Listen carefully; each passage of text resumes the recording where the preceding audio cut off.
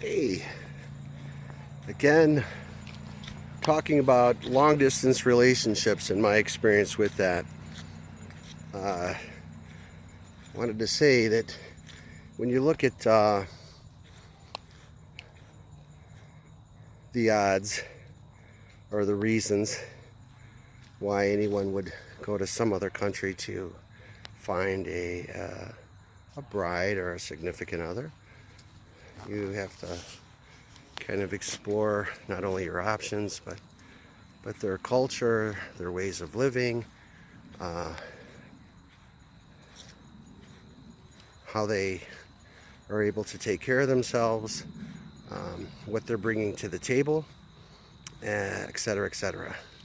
And I think you have to make sure that when you do get a hold of somebody, if you do visit a site and you get a chance to meet somebody, that all those things should be openly discussed. And if the advertising is that they understand or speak English, I think that you should utilize that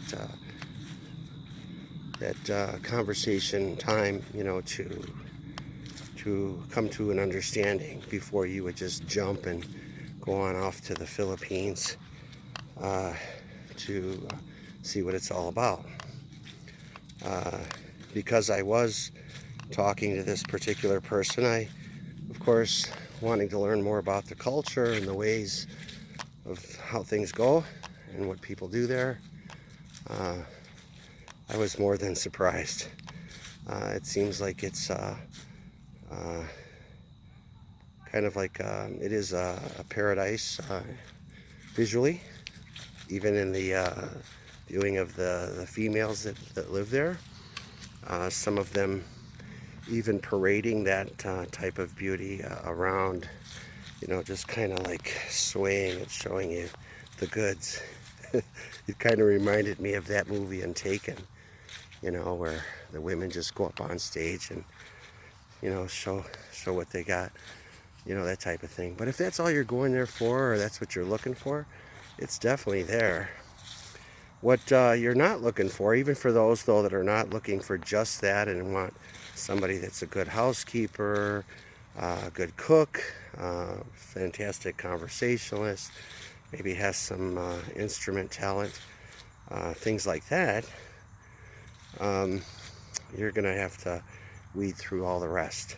And, you know, uh, it, I have traveled in my life before when I was much younger with my parents, especially to the all stretches of the United States and to the Mexican borders or areas. And what I found there was a lot of poverty as well.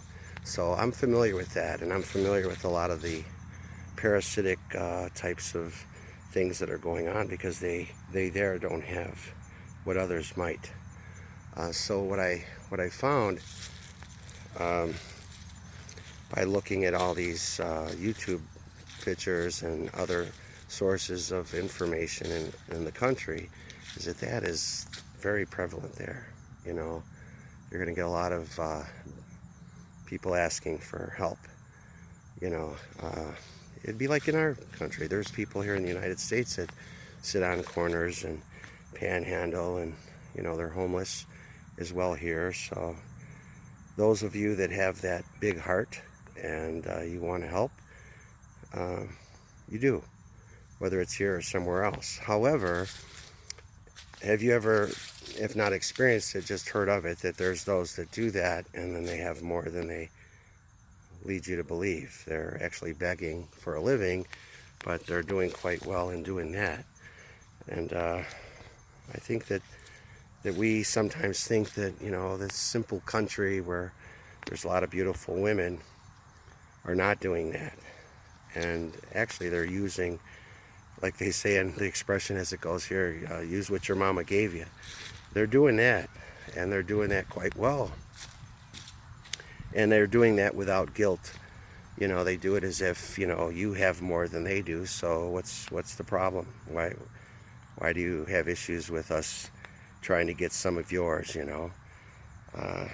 But if you're looking for the good one,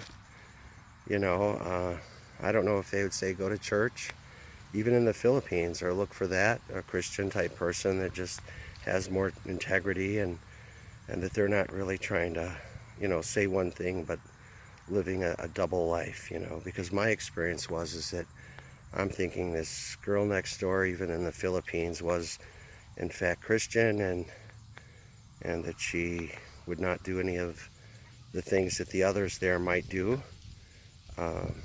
And that wasn't my experience, because you can't cry poor on this side, and then on the other side there's pictures of buying property and painting their faces up like some Jezebel, in hopes to find somebody else that might find them interesting or attractive.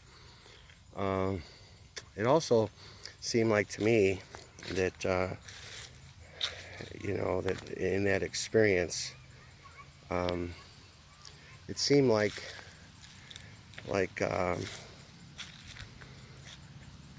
it's okay to spend yours, but it's not okay to spend mine, because mine is going to be used towards the growth of my family and of my children.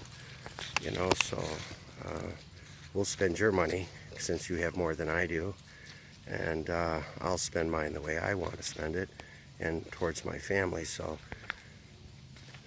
usually, I would think that if you were in any kind of relationship, that's between you and the woman. And if you wanted to take on some extra baggage, if you want to call it that, it's not that it is. I mean, and love somebody else's children, that's fine. If they also too could come to the country, if they have family, then that would be the best. And then you take it from there.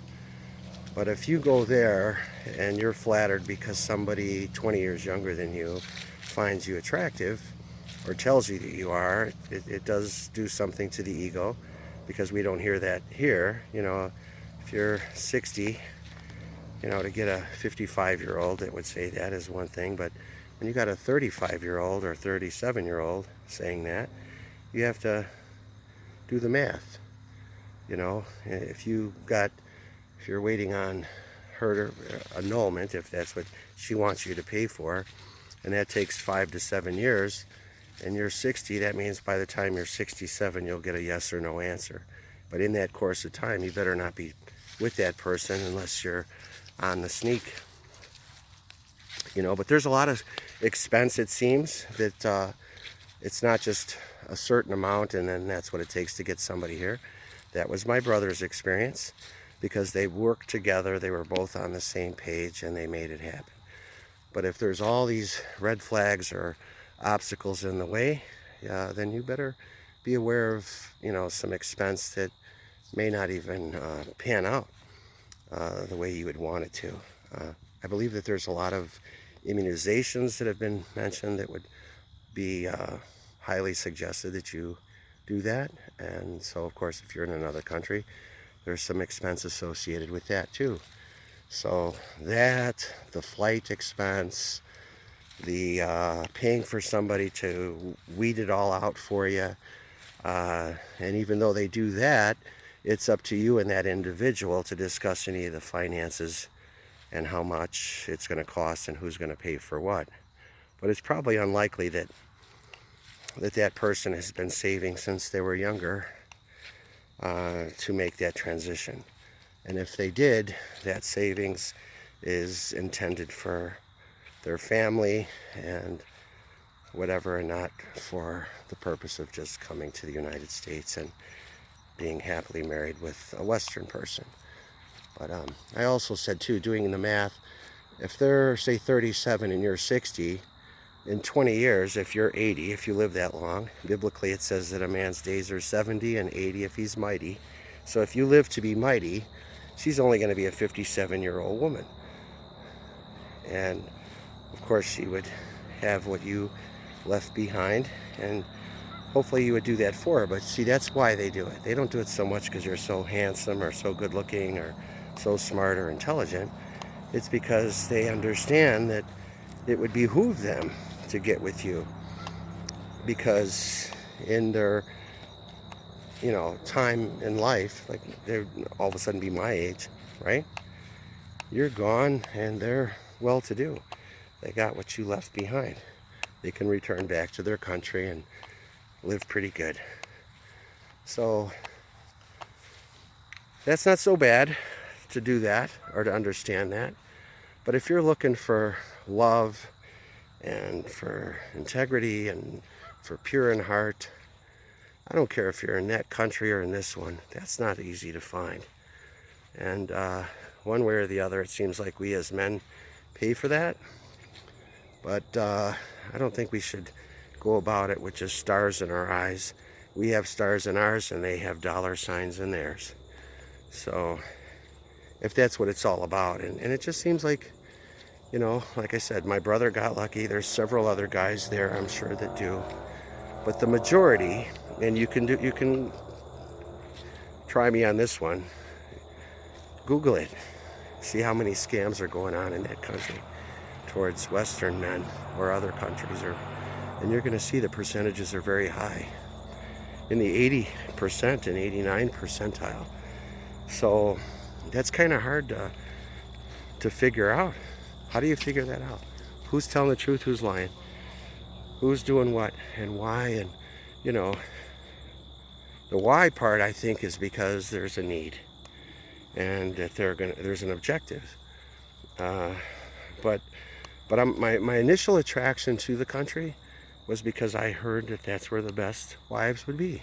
They're hardworking, they're good looking, they're dedicated and devoted, and that's why I started looking over that way.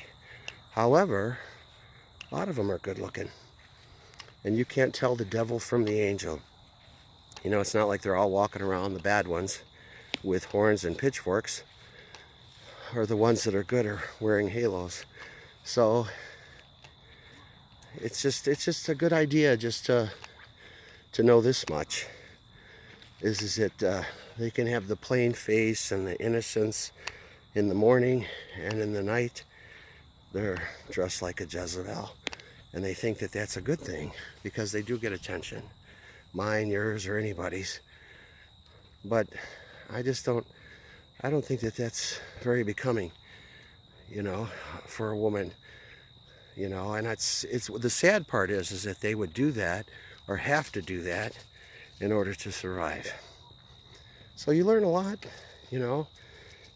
It's like, why does that country even allow that? If they pride in the no divorce thing and that this is a Christian or Catholic country, then they should pride in the other. And people should really frown on and walk away from those that are jiggling and shaking and painting their lips, you know, crimson red or ruby red, just to get somebody's attention. And then once they got it, you know, like anything parasitic, they just sink it down in real far, and we get caught up in that. And if you're a good-hearted person and you want to help, of course you're going to extend some kind of, you know, monetary things because you hear their story and you just feel like, I can't even believe that. So it just gets it gets kind of messed up. And I guess some of the expressions, one bad apple spoils the whole bunch. It's a deterrent, I'll tell you that, you know, because there is a lot of expense that is involved with travel, especially to another country. The immunization costs alone, if you're smart, not just to worry about COVID, but other things like malaria and cholera and things like that. I think you should, diphtheria. I mean, there's a lot of things that are going on there. I learned that they have to burn their garbage. There's no toilet paper. That's a luxury. If you even use it, you know, it might clog the system. I don't know. So just, they even say bring that along with you, you know, if you're, you know, traveling, you know. So I don't know, man. I just think that people that are going to do that, marry somebody from another country that